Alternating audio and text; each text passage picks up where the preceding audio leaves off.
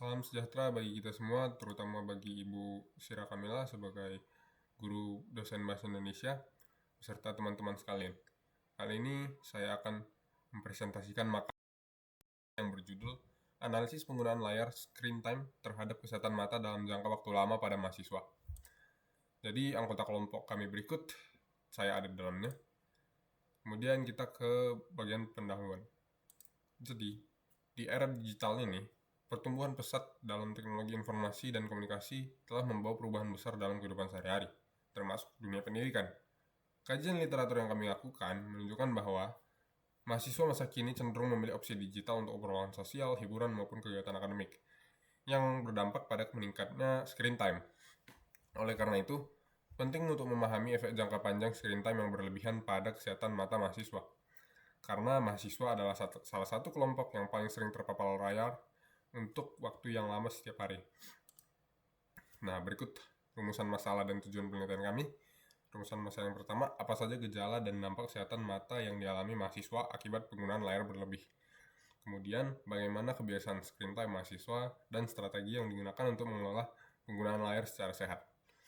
Kemudian tujuan penelitiannya, yang pertama mengidentifikasi gejala dan dampak kesehatan mata yang dialami mahasiswa akibat penggunaan layar berlebih. Lalu menganalisis kebiasaan screen time mahasiswa dan strategi pengelolaan screen time yang sehat. Jadi kami memiliki batasan masalah dalam pengerjaan makalah ini. Penelitian ini hanya berfokus pada pengguna smartphone, karena penggunaan smartphone cenderung lebih tidak teratur dibandingkan gadget lainnya. Kemudian penelitian ini hanya berfokus pada durasi penggunaan layar, tanpa mempertimbangkan faktor-faktor lain. Berikutnya menuju metode penelitian. Yang pertama itu jenis penelitian. Kami menggunakan pendekatan kuantitatif yang bertujuan menggambarkan pola kondisi penggunaan layar smartphone dalam waktu lama bagi mahasiswa.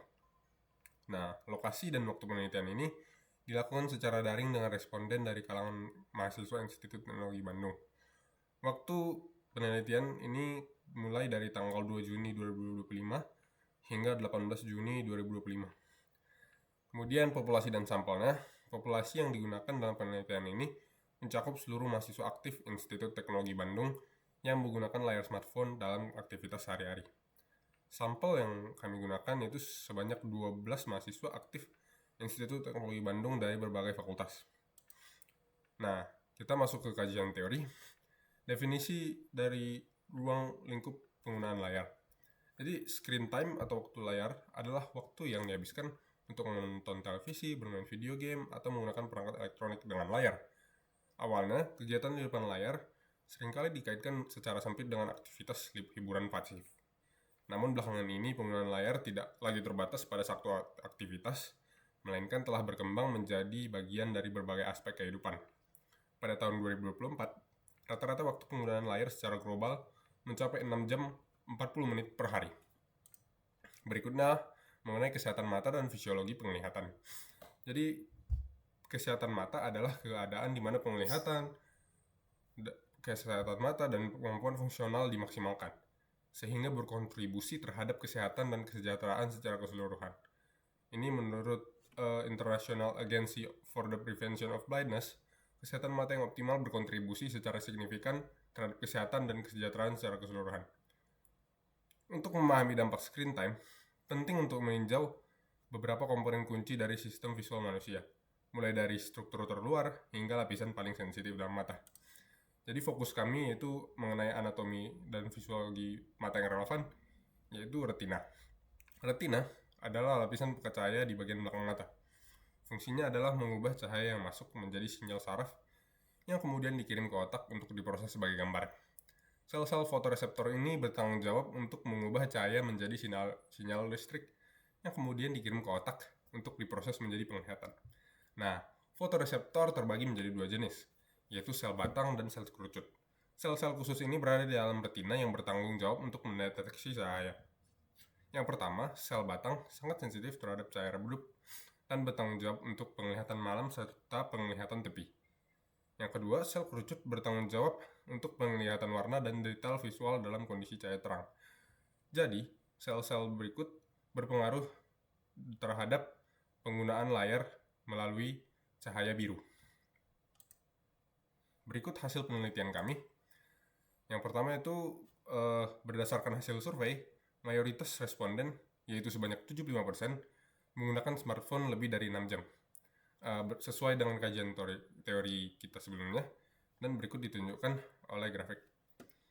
Dari pertanyaan kedua mengenai tujuan penggunaan smartphone, respon yang didapat cukup beragam dan yang paling banyak adalah untuk menonton video dan film.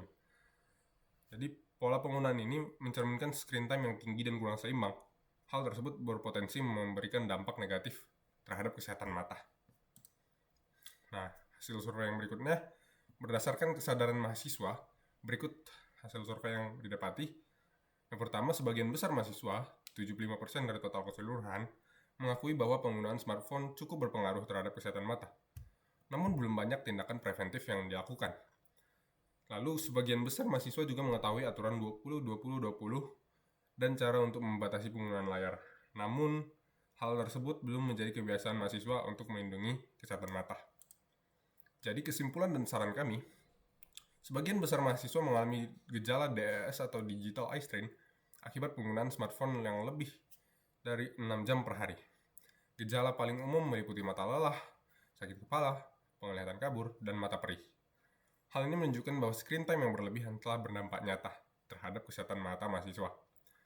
Lalu, meskipun mayoritas dari responden mengetahui beberapa langkah pencegahan kerusakan mata seperti aturan 20-20, fitur pembatasan layar, namun mayoritas dari mahasiswa tersebut tidak menerapkannya secara konsisten. Kebiasaan penggunaan yang tidak berada pada lingkungan ideal, seperti lingkungan dengan cahaya redup, masih sangat dominan. Ini mencerminkan adanya kesenjangan antara pengetahuan dan penerapan perilaku sehat.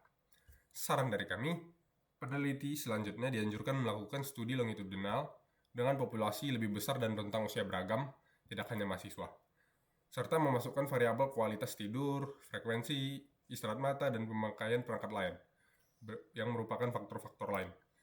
Uji coba intervensi eksperimental, misalnya aplikasi pengingat 20-20-20 atau modul pelatihan ergonomi, akan memberikan bukti kuantitatif efektivitas langkah pencegahan. Terima kasih. Sekian penjelasan atas masalah saya.